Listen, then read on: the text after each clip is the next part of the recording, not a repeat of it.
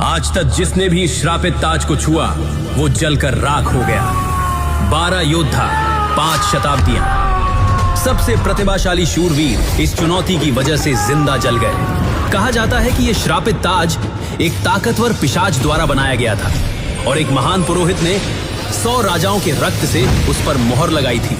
वो हथियार जो अपने सच्चे मालिक को कभी नहीं भूले। वो अपने ही जैसे किसी का इंतजार कर रहे थे। राजकुमार ध्रुव जानता था कि शक्ति के सितारे पाने के इस मुकाबले में वो ही आखिरी पिशाच मौजूद था, लेकिन वो बाकी के योद्धाओं के मुकाबले में बहुत ही कमजोर था। सनी जैसे बदमाशों के लिए वो बस मार खाने की एक चीज था। ध्रुव कभी पलटवार नहीं कर सकता था और अपने राज को उजागर नहीं कर सकता था, ना अपनी शक्तियों के बारे में और ना ही अपने पिशाची इतिहास के बारे में।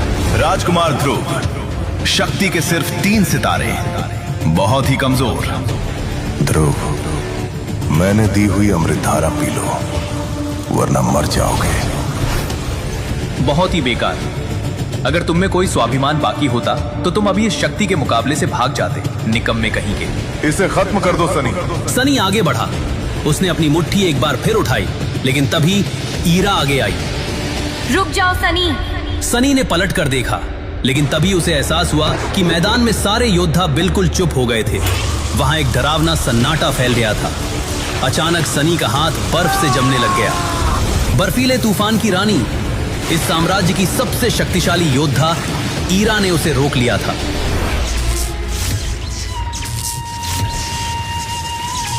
अरे घोड़ों की रेस में गधे कब से दौड़ने लगे? क्यों ध्रुव? तुम मेरे स्वयंवर में क्या कर रहे हो? जानते नहीं, यहाँ सिर्फ शक्तिशाली राजकुमार ही आ सकते हैं और तुम तो एक चूहा भी नहीं मार सकते। अरे 10 साल के छोटे बच्चे के पास भी इस शक्ति स्थान में तुमसे ज्यादा सितारों की रैंक होगी। अच्छा होगा कि तुम यहाँ से निकल जाओ। ये सुनकर ध्रुव का सिर शर्म से नीचे झुक गया। दरअसल आज अंबर दल के लीडर की बेटी लारा का स्वयंवर था। ध्रुव, जो कि शौर्य दल के राजा का बेटा था, उसके साथ बचपन में ही लारा की शादी तय कर दी गई थी। मगर एक हादसे के दौरान ध्रुव ने अपनी माँ को खो दिया और उनकी मौत से ध्रुव को मिला एक ऐसा सदमा जिसकी वजह से उसकी सारी शक्तियाँ चली गयी। आज इसी मौके पर ध्रुव के पिता भी यहाँ मौजूद थे। उन्होंने ध्रुव को यहाँ देखा तो तुरंत उसके पास आकर बोले, ध्रुव, तुम्हें मना किया था ना कि आज इस स्वयंवर में कदम भी नहीं रखोगे। हाँ पिताजी, और ये भी याद है कि मैंने कहा था कि मैं लारा को वापस जीत कर ही रहूंगा। उसके बिना मैं नहीं जी सकता पिताजी। जियोगे तो तुम तब भी नहीं जब तुम इस मुकाबले में हिस्सा लोगे। आज का ये मुकाबला खतरे से खाली नहीं है। इसमें तुम्हें आग के गोले को दूर तक फेंकना होगा, मुंह से आग निकालने वाले भयानक नाग से लड़ना होगा, 10 सर वाले हाथी को पैरों तले रौंदना होगा और तब जाकर लारा को जीत सकोगे। और ये मत भूलो कि यहाँ पूरे मैसेडोरिया के एक से बढ़कर एक सुपर योद्धा मौजूद हैं। तुम उनका सामना नहीं कर सकोगे। अब चुपचाप जाकर एक कोने में बैठ जाओ। पिताजी, क्या आपको भी मुझ पर भरोसा नहीं है? भरोसा था मुझे जब बचपन में ही तुमने 9 सितारों को पा लिया था, मगर तुम्हारी उस शक्ति ने तुम्हारी माँ को खत्म कर दिया। माँ के जाने का गम मुझे भी है पिताजी, इसीलिए तो मेरी शक्तियाँ भी माँ के साथ ही चली गई। इसीलिए तो कह रहा हूँ कि तुम आज इस मुकाबले में भाग नहीं ले सकते। भाग तो मैं लूंगा पिताजी, चाहे आप साथ दो या ना दो। ध्रुव का इतना बोलना हुआ ही था कि तभी वहाँ लारा आ जाती है। अरे तुम अब तक यही हो ध्रुव, गए नहीं? लगता है तुम ऐसे नहीं मानोगे और अपनी बेइज्जती करवा कर ही जाओगे। तुम्हें अपनी इज्जत की जरा सी भी परवाह नहीं है? नहीं लारा, बात इज्जत की नहीं प्यार की है। अगर मेरा प्यार तुम्हें मेरे पास वापस नहीं ला सकता तो मैं इस मुकाबले में तुम्हें जीत कर रहूंगा और मुझे भरोसा है कि मैं तुम्हें साथ ही लेकर जाऊंगा। ये हीरोगिरी शक्ति मैदान में दिखाना। पर हाँ, अगर ध्रुव तुम जीत गए तो खुशी खुशी मैं तुम्हारी हो जाऊंगी, और अगर हारे तो आज मैं तुमसे मुकाबला करूंगी और उसका मतलब तो तुम जानते ही हो, मौत।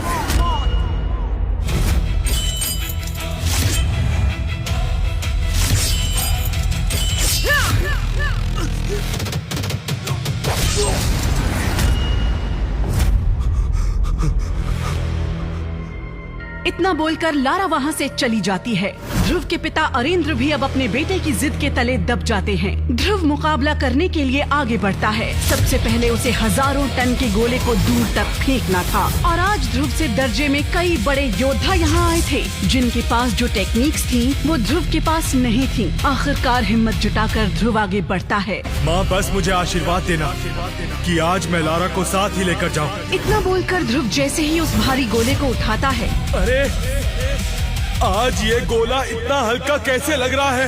वहाँ बैठा हर शख्स और साथ ही लारा भी दिल थाम कर बैठ जाती है क्योंकि इससे पहले कभी ध्रुव वो गोला उठा भी नहीं सकता था। और तभी वो होता है जिसकी कल्पना तक वहाँ बैठे किसी इंसान ने नहीं की थी। ध्रुव ने वो गोला इस रफ्तार से फेंका कि वो बस हवा में उड़ता ही गया और राज्य की सीमा लांघकर दूसरे राज्य में जा गिरा। ये अब तक का सबसे दूरी पर जाने वाला गोला था, मगर तभी अचानक पूरे शक्ति स्थान पर अंधेरा छा जाता है और एक हरी रोशनी भरी बिजली सीधे जाकर ध्रुव पर गिरती है, वो भी उस अंगूठी में जो ध्रुव को उसकी माँ ने आखिरी निशानी के तौर पर दी थी। अचानक ही ध्रुव के सामने अंधेरा छाने लगता है और उसी बेहोशी में उसे एक बूढ़े आदमी का चेहरा दिखाई देता है। मैं तुम्हारा ही इंतजार कर रहा हूँ ध्रुव, मेरे पास आओ। अचानक ही ध्रुव की आंखें खुलती हैं और वो खुद को जमीन पर गिरा हुआ पाता है और तभी शक्ति स्तंभ पर उसके सितारे दिखाई देते हैं। खराब प्रदर्शन, 3 सितारे। नहीं, ये नहीं हो सकता। मेरा गोला तो सबसे दूर गया था, फिर ये सितारे। वहाँ बैठे किसी भी इंसान को समझ नहीं आ रहा था कि आखिर ये कैसे मुमकिन था। सबने देखा कि कैसे ध्रुव ने गोले को इतना दूर फेंका और उसके बाद भी उसका सिर्फ तीसरा सितारा आया और इस हिसाब से ध्रुव को मुकाबले से बाहर होना होगा। लेकिन एक नियम ये भी था कि लारा यानी कि जिसका स्वयंवर है वो चाहे तो किसी भी प्रतियोगी को एक और मौका दे सकती है। लारा बस एक मौका प्लीज। अब बारी थी लारा के फैसले की और तभी लारा अपना फैसला सुनाती है। मेरा फैसला है कि ध्रुव की धड़कनें तेज हो गईं। पूरा शक्ति स्थान अब चुप था। हर किसी की नजर लारा पर थी। क्या वो ध्रुव को एक और मौका देगी या यहीं उसकी कहानी खत्म हो जाएगी? मेरा फैसला है कि मैं ध्रुव को एक मौका दूंगी, लेकिन उससे पहले ध्रुव को मुझसे लड़ना होगा। अगर ध्रुव ने मुझे उस लड़ाई में हरा दिया तो वही होगा जो ध्रुव चाहता है, लेकिन अगर मैं जीत गई तो अपनी मौत पक्की समझना। ध्रुव, कहो करोगे मुझसे मुकाबला? है दम एक लड़की से मुकाबला करने का? लारा का ये फैसला सुनकर सब लोग हैरान थे। वहीं ध्रुव के पिता अरेंद्र के पैरों तले जमीन ही खिसक गई। ध्रुव खुद हैरान था क्योंकि सबको पता था कि लारा सबसे ज्यादा शक्तिशाली थी और लारा को हराना नामुमकिन था। अब सबकी नजरें ध्रुव पर थीं। सब जानना चाहते थे कि अब ध्रुव लारा को क्या जवाब देगा। क्या ध्रुव लारा की शर्त मानेगा? क्या वो अपने से ज्यादा ताकतवर लारा को हरा पाएगा? लेकिन तभी ध्रुव ने लारा की आंखों में आंखें डालते हुए कहा, मैं करूंगा तुमसे मुकाबला लारा, मैं हराऊंगा तुम्हें। ठीक है ध्रुव, तो अब ये स्वयंवर भी तभी होगा जब तुम मुझसे लड़ने के लिए तैयार हो जाओ। इतना कहते ही लारा ने एक आखिरी बार ध्रुव को देखा और वहाँ से चली गई। वहीं ध्रुव भी मैदान से निकलकर सीधा एक कब्रिस्तान की ओर बढ़ गया। ध्रुव की आंखों में बदले की आग जल रही थी, लेकिन सवाल तो ये था कि कब्रिस्तान ही क्यों? ऐसा क्या था उस कब्रिस्तान में? क्या ध्रुव लारा पर कोई काला जादू करने वाला था या फिर वो कुछ ऐसा करने वाला था जिसके बारे में कोई सोच भी नहीं सकता था? आज मुझे मेरे सवालों के जवाब चाहिए। आज मैं जानना चाहता हूँ कि आखिर मेरे साथ ऐसा क्यों हो रहा है। ध्रुव जैसे जैसे कब्रिस्तान में बढ़ने लगा, अचानक वहाँ की हवा भारी हो गई। ध्रुव के सामने घना कोहरा छाने लगा। उसे कब्रिस्तान के गेट के अलावा कुछ भी नजर नहीं आ रहा था। ध्रुव की धड़कन अब तेज होने लगी थी। उसने जैसे ही आगे कदम बढ़ाया, तभी कब्रिस्तान का गेट धीरे धीरे अपने आप खुलने लगा।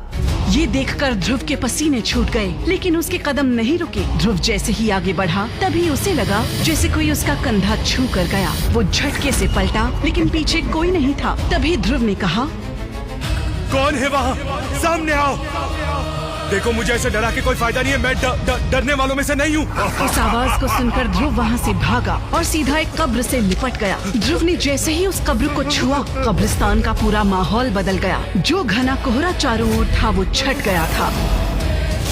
आवाजें आना बंद हो गई थी। अब हर कब्र साफ दिख रही थी।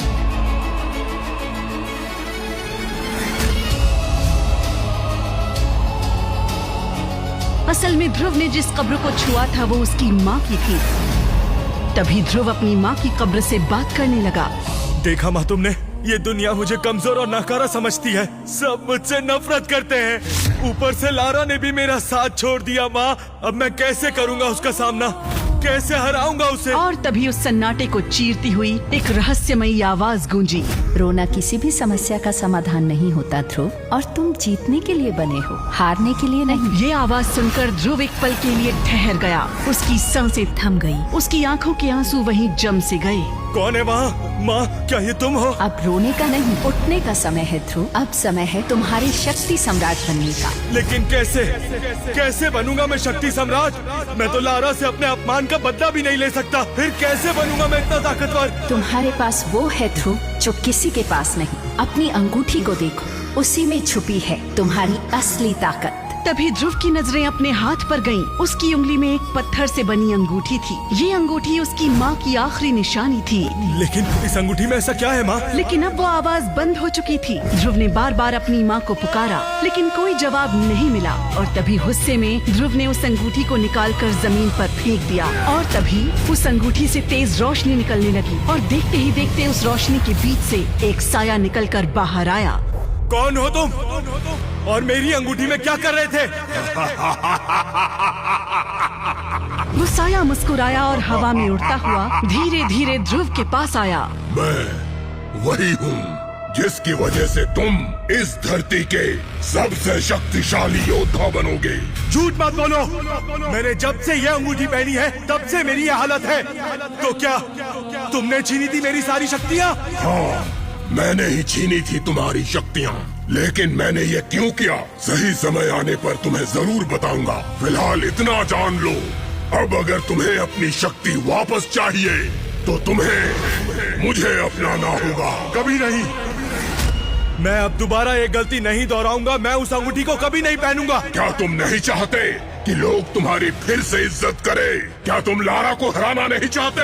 और क्या तुम दोबारा एकलव्य नहीं बनना चाहते? क्या सच में मैं लारा को हरा पाऊंगा? क्या मैं फिर से एकलव्य बन पाऊंगा? एकलव्य तो क्या, मैं तुम्हें एकलव्य से भी महान योद्धा बना दूंगा ध्रुव। लेकिन इसके लिए तुम्हें एक कीमत चुकानी होगी। कैसी कीमत? इसके बाद जो विदुर ने ध्रुव से कहा वो सुनकर ध्रुव के पैरों तले जमीन सरक गई। तो आखिर किस कीमत की बात कर रहा था विदुर? ध्रुव की शक्तियाँ छीनने के बाद अब क्यों करना चाहता है विदुर ध्रुव की मदद? क्या सच में विदुर लौटा सकता है ध्रुव की शक्तियाँ? और सबसे बड़ा सवाल, क्या ध्रुव दे पाएगा अपनी होने वाली बीवी लारा को मार? इन सभी सवालों का जवाब जानना चाहते हो तो आपको सिंपल सा एक काम करना है। अपने स्क्रीन पर दिखाए गए एक नीले रंग के इंस्टॉल बटन पर क्लिक करना है। क्लिक करने पर तुरंत आपको मोबाइल फोन पे प्ले स्टोर पेज दिखाई देगा, जिसमें पॉकेट एफएम के नीचे दिए हुए इंस्टॉल बटन पर क्लिक करना है। उसके बाद ओपन बटन पर क्लिक करके अपने मोबाइल नंबर से पॉकेट एफएम ऐप रजिस्टर करिए। अब आप पॉकेट एफएम की सभी अद्भुत ब्लॉकबस्टर कहानियों को सुन सकते हैं। अभी डाउनलोड करिए पॉकेट एफएम ऐप और सुनिए ये सुपर हिट शो सुपर योद्धा, वो भी मुफ्त में।